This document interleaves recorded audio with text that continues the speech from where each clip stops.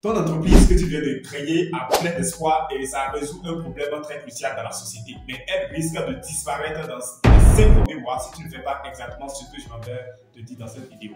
Alors, les études ont prouvé que 5 sur 7 entreprises qui sont créées disparaissent au plus tard un an après un an d'exercice. Et la raison est très simple. Dans cette vidéo, je m'en vais te dévoiler la raison qui fait que les entreprises disparaissent quand bien même elles naissent avec beaucoup d'espoir et avec plein de potentialité. Donc reste jusqu'à la fin de cette vidéo pour découvrir en réalité qu'est-ce qu'il faut faire pour maintenir son entreprise sur de long terme, voire transmettre de génération en génération. Alors, une fois encore, bienvenue si c'est la première fois que tu viens de me découvrir. Je suis Bukada Sounoua Boukari, je suis le promoteur de cette chaîne et ici nous parlons exclusivement de l'environnement et du business parce que nous pensons que c'est grâce à ça que nous pouvons apporter notre touche au développement de l'Afrique. Alors, comme je le disais tantôt, plusieurs entreprises naissent chaque année et pour le savoir, allez tout juste au niveau des institutions d'investissement des entreprises de votre pays. Vous allez, lorsqu'ils vont vous sortir les registres de commerce, les récépissés qu'ils donnent chaque année, vous allez vous demander mais pourquoi il y a tant encore de chômeurs dans la ville. Et la raison est très simple. Nombreuses de ces entreprises disparaissent avant même d'être créées. Je vais vous donner la raison. Vous savez, lorsqu'on crée une entreprise, dès le départ, c'est une idée innovante, on apporte une solution à un besoin existant déjà. Donc, on se dit qu'on a toutes les chances pour pouvoir réussir dans cette entreprise. Sauf que la réalité est toute autre chose. Lorsque vous voulez vous lancer en entreprise, en entrepreneuriat, pardon, le plus dur, ce n'est pas de se lancer, mais comment se tenir sur de long terme. Lorsque vous créez votre entreprise, le challenge même, c'est comment faire évoluer, faire quitter votre entreprise d'un stade A à un stade B et du stade B au stade C et ainsi de suite. Et lorsque vous êtes guidé par la motivation, parce que lorsque vous lancez votre entreprise, vous êtes d'abord motivé, d'accord? Mais cette motivation ne peut pas perdurer, cette motivation ne peut pas vous amener sur de long terme. Donc c'est pourquoi c'est très important, si vous voulez réussir en entrepreneuriat, la première des choses, c'est de se former. Voilà. Donc, la première des choses, c'est de se former.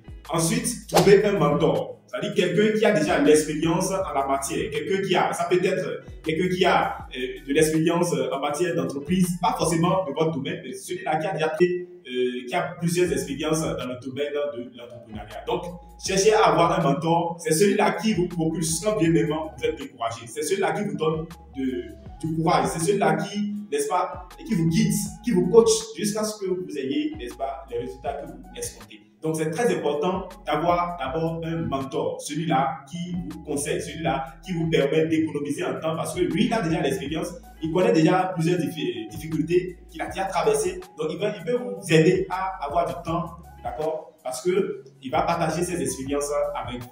Donc, la troisième des choses, apprendre à gérer le personnel. Voilà. Lorsque vous êtes entrepreneur, vous devenez à la fois polyvalent. Vous êtes entrepreneur, vous devenez polyvalent. Vous devez apprendre à gérer les ressources humaines.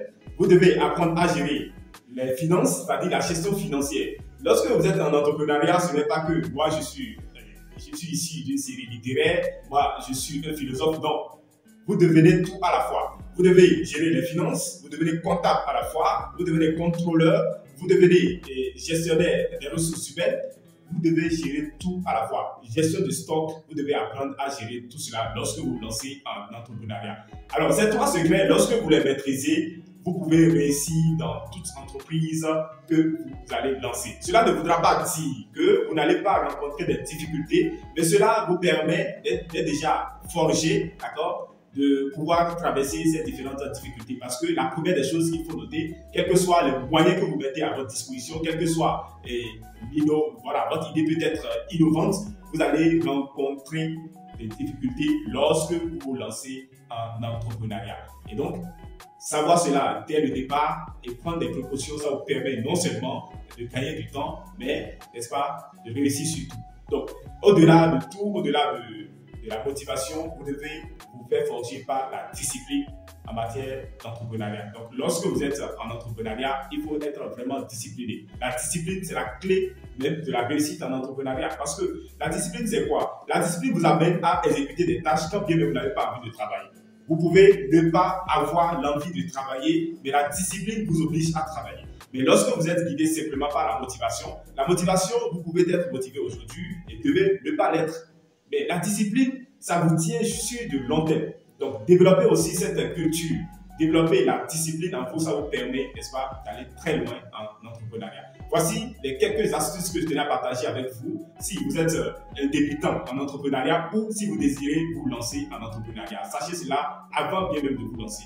Alors, ces petits conseils que je vais partager avec vous, si ça vous a apporté plus, n'hésitez pas à mettre un pouce bleu, mais également partager la vidéo et vous abonner à notre chaîne ADE pour ne pas manquer nos prochaines publications. Je rappelle également que nous donnons des formations en matière de valorisation des déchets. Si vous voulez vous lancer en entrepreneuriat, vous n'avez pas une idée concrète, nous vous donnons, n'est-ce pas, des idées innovantes à travers la valorisation des déchets. Et vous n'êtes pas sans savoir que la gestion des déchets ménagers dans nos différentes villes reste toujours un challenge, reste encore une problématique avec les autorités. Donc, apporter une solution à la gestion, d'accord, à la gestion traditionnelle que les gens faisaient des déchets, ça va beaucoup aider, n'est-ce pas, dans votre ville. Donc, nous parlons de valorisation des déchets en charbon écologique, nous parlons de valorisation des déchets plastiques, par exemple, en papier écologique, nous parlons également de la gestion des déchets en engrais et pesticides biologiques. Donc, voici ce que nous allons partager au cours de cette formation.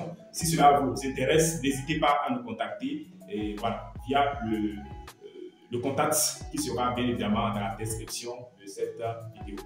Et voilà, nous allons également mettre une petite formation gratuite dans ce domaine-là. N'hésitez pas à visiter la description, bien évidemment, pour pouvoir profiter de cette formation. Quant à moi, je vous dis à très bientôt et on se dit à la prochaine.